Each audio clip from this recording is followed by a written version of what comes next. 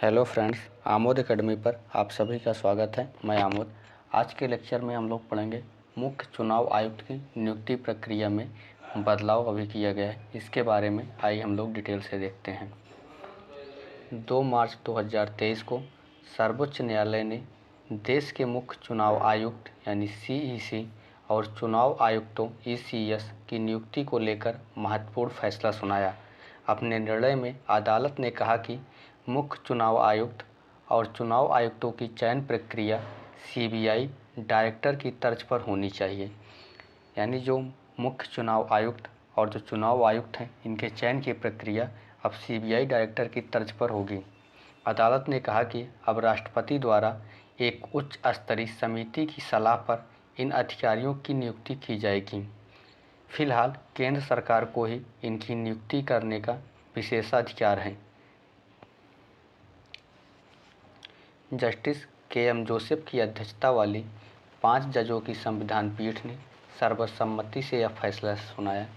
यानी किसकी अध्यक्षता में? जस्टिस KM जोसेफ की अध्यक्षता वाली 5 जजों की संविधान पीठ ने सर्वसम्मति से यह फैसला सुनाया है और अदालत ने यह निर्णय उन याचिकाओं की सुनवाई पर दिया जिनमें मुख्य चुनाव आयुक्त और चुनाव आयुक्तों की नियुक्ति हेतु कॉलेजियम जैसी प्रणाली बनाए जाने की मांग की गई थी।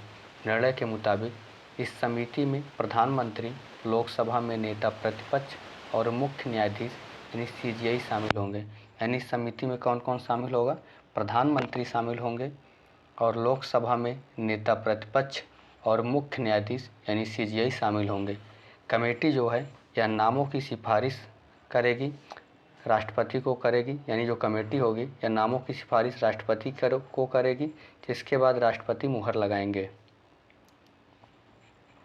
नेता प्रतिपक्ष की गैर मौजूदगी में लोकसभा में सबसे बड़े विपक्षी दल के नेता को समिति में लिया जाएगा। शीर्ष न्यायालय ने यह कहा कि यह प्रक्रिया तब तक लागू रहेगी जब तक संसद इस संबंध में कोई कानून नहीं बना लेती। यानी न्यायालय ने जो फैसला दिया है, यह प्रक्रिया तब तक लागू रहेगी जब तक संसद इस संबंध में कोई कानून नहीं बना लेती है। वर्तमान में मुख्य चुनाव आयुक्त और चुनाव आयुक्तों की नियुक्ति की प्रक्रिया यानी संविधान के भाग 15 में और अनुच्छेद 324 से 329 तक चुनाव से संबंधित हैं। अनुच्छेद 324 में क्या है? निर्वाचनों का अधीक्षण, निर्देशन और नियंत्रण चुनाव आयोग में निहित है। संविधान मुख्य चुनाव आयुक्त और चुनाव आयुक्तों की नियुक्ति के लिए कोई विशिष्ट विधायी प्रक्रिया निर्धारित नहीं करता है।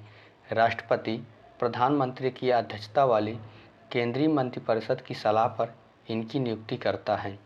इस निर्णय से भारत के शीर्ष चुनाव अधिकारियों की नियुक्ति के तरीके में बदलाव के साथ ही संभावित रूप से इसके दूरगामी प्रभाव हो सकते हैं। आज के लेक्चर में हम लोगों ने क्या पढ़ा?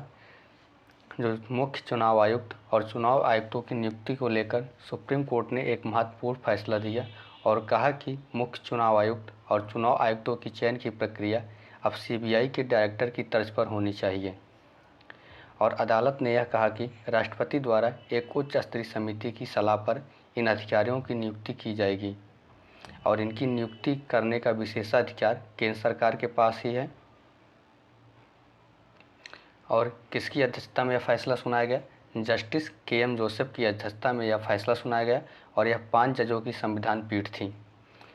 और इस समिति में प्रधानमंत्री, लोकसभा में नेता प्रतिपक्ष और मुख्य न्यायाधीश शामिल होंगे। अगर वीडियो अच्छा लगे तो लाइक, शेयर और सब्सक्राइब जरूर करिएगा। Thanks for watching this channel.